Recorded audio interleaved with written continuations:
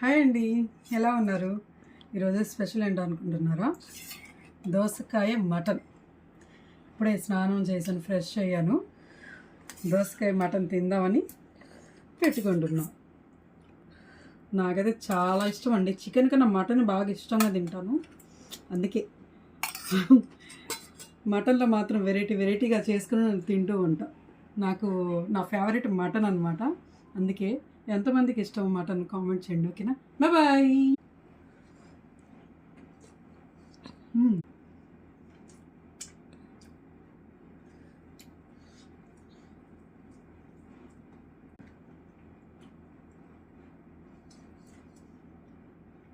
టేస్టే వేరు.